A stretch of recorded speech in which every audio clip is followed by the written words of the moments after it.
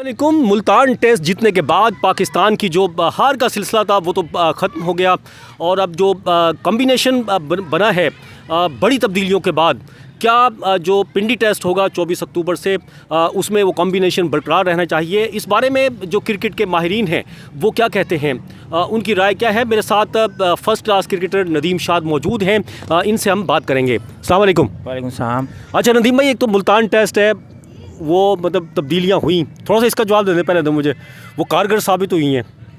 अभी मतलब क्या होना चाहिए, पहले तो इसके बारे में बताएं, ये तब्दीलियों के बारे में क्या कहते हैं? देखिए, तब्दीलियाँ तो बनती थी। जब टीम शिकस्त होती है, हारती है, तो यकीनी तौर पर तब्दीलियाँ आती हैं टीम में। और पाकिस्तान के साथ भी यही हुआ कि तब्दीलियाँ हुई।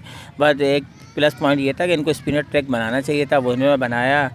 और साजिद शाह और नुमान जिस तरह की बॉलिंग कर रहे थे, इनको पहले भी खिलाना चाहिए था बांग्लादेश सीरीज़ में, लेकिन इन्होंने एतमाद नहीं कर पा रहे थे।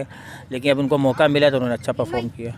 कामरान गुलाम को बिठा के मतलब रखा लगातार, पहले भी मतलब बात हुई है कामरान गुलाम के बारे में कि भाई उसको लेके आए, लेकिन वो फर्स्ट क्लास क्रिकेटर, अच्छा मतलब परफॉर्मेंस उसकी रही है, उनको लाया गया है। तो अब उसके लिए क्या मशवरा देंगे पीसीबी को आप? देखिए, कामरान गुलाम 2-3 साल से परफॉर्म कर रहा था और हाई परफॉर्मेंस लड़का था। एक दफ़ा इसने कादन ट्रॉफी का रिकॉर्ड भी ब्रेक किया है रन्स का। पूरे कैलेंडर में जो रन किए उसने पूरे साल में ज़बरदस्त रन किए, ब्रेक किया था। उसी वक्त भी उसको खिलाना चाहिए था, लेकिन चले देर आए दुरुस्त आए, अभी भी उसकी फॉर्म लगी हुई थी। उसको कैश किया इन्होंने, सही टाइम पे उसको मौका दिया और उसने परफॉर्म किया। और अच्छा टैलेंटेड लड़का है और पाकिस्तान के लिए यकीनी तौर पर मुझे लगता है काफ़ी अर्सा खेलेगा ये। बिल्कुल ऐसा लगता है। और बाबर आजम बैठे, नसीम शाह कितना बड़े बॉलर हैं, शाहीन शाह अफरीदी जो मेन जिसको कहा जाता था कि भाई ये हमारे बॉलर हैं, उनको बिठा के और फिर स्पिनर्स ने जो काम दिखाया है, इसके बारे में क्या कहते हैं? मतलब अभी देखिए, बाबर आजम काफ़ी रस्ते से खेल लेते हैं। बाबर आजम को बिठाने का तो नहीं कहेंगे हम, रेस्ट कराया है। शाहीन शाह जिस तरह की बॉलिंग कर रहे थे, उनको भी रेस्ट की ज़रूरत थी। नसीम शाह ने भी रेस्ट किया है। सुनने में ये आ रहा है कि इन्होंने 1-2 दिन पहले बता दिया था बोर्ड को कि हम फिट नहीं हैं, हमें मसले मसाइल चल रहे हैं, इस वजह से उनको रेस्ट कराया। स्पिनर ट्रैक बनाना चाहिए था, वो अच्छा किया इन्होंने। नए लड़कों को मौका दिया, अच्छी बात है, और ऐसे इनको मौका देते रहना चाहिए प्लेयर को। अच्छा, अब होगा पिंडी टेस्ट। अब चूँकि टेस्ट सीरीज़ जो है एक उससे बराबर भी हो गई है, बड़े लंबे अरसे के बाद टेस्ट में भी मतलब लंबा अरसा है जो जीत हुई है पाकिस्तान की। वैसे भी अगर दूसरे ओडीआई या T20 की अगर हम बात करें, वहाँ भी शिकस्ती चल रही हैं। चलो, इसमें एक मैच जीतने के बाद वो तो कुफर टूट गया। तो अब ये जो चेंज तब्दीली के बाद जो कॉम्बिनेशन बना है, यही रहना चाहिए या फिर कोई तब्दीली, कोई एक आध आप समझते हैं कि ज़रूरत है करने की? देखिए, बधाई जो नज़र आ रहा है कॉम्बिनेशन ये रहेगा, जो टीम की प्लानिंग होनी चाहिए जो नज़र आ रहा है। बधाई जो चीज़ें लास्ट मैच के बाद जो चीज़ें नज़र आ रही है, जाहिद महमूद को ये रेस्ट करा देंगे मुझे लग रहा है। इसकी जगह फास्ट बॉलर और खिला देंगे, फास्ट बॉलर खिलाएंगे, क्योंकि थोड़ा सा तो शुरू में विकेट, पिंडी का विकेट जिस तरह डोमेस्टिक में हमने देखा है, जिस तरह अदरवाइज इंटरनेशनल क्रिकेट में देखा है, वो थोड़ा सा फास्ट ट्रैक है। लेकिन तो अगर उसको स्पिन ट्रैक भी बनाएंगे, थोड़ा सा वो मुश्किल करेगा फास्ट बॉलर वहाँ पे।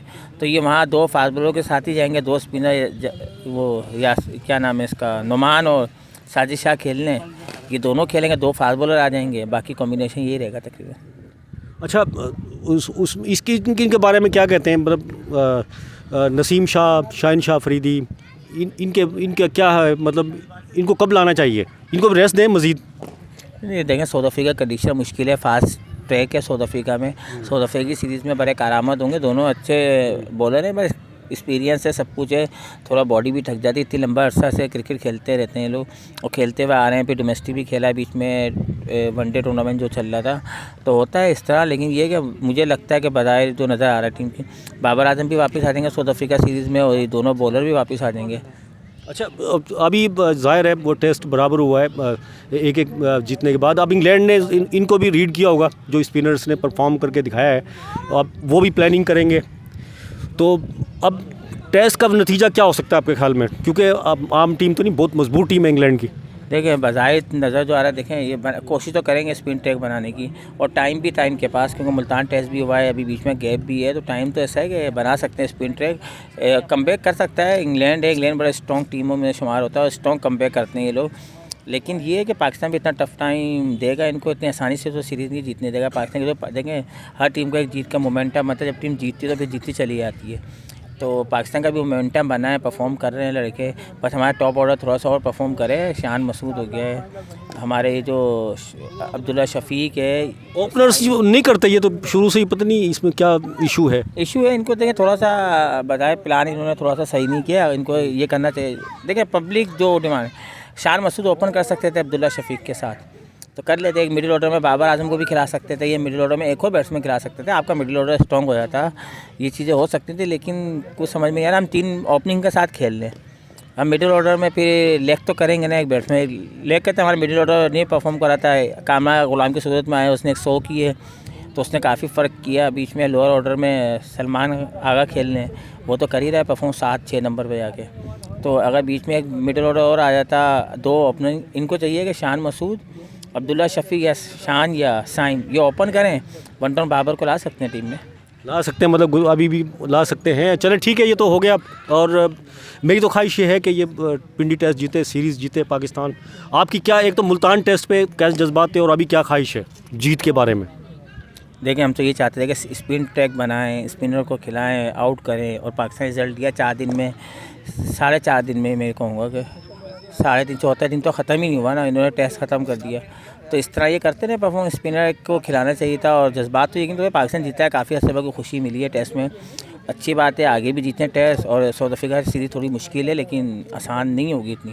लेकिन पाकिस्तान सब कुछ कर सकता है। पाकिस्तान आपको पता है जब मोमेंटम बनाता है तो फिर हल्का नहीं आता। जी बिल्कुल, पाकिस्तान वो टीम है जो किसी भी टीम से हार सकती है, छोटी से छोटी, और किसी भी बड़ी से बड़ी टीम, मजबूत टीम को हरा भी सकती है। और अब चूँकि जीत का तसलसल जो है मुल्तान टेस्ट के बाद शुरू हो गया है, और उम्मीद है कि रावलपिंडी टेस्ट जो है उसमें भी जो है पाकिस्तान टीम जो है इंग्लैंड के ख़िलाफ़ अच्छी कारकर्दगी का मुजाहरा करते हुए न सिर्फ ये मैच जीतेगी बल्कि सीरीज़ भी अपने नाम करेगी। किसी और नए प्रोग्राम में फिर हाजिर होंगे, जब तक के लिए अब्दुल कदीर राना को इजाज़त दीजिए। अल्लाह हाफिज़।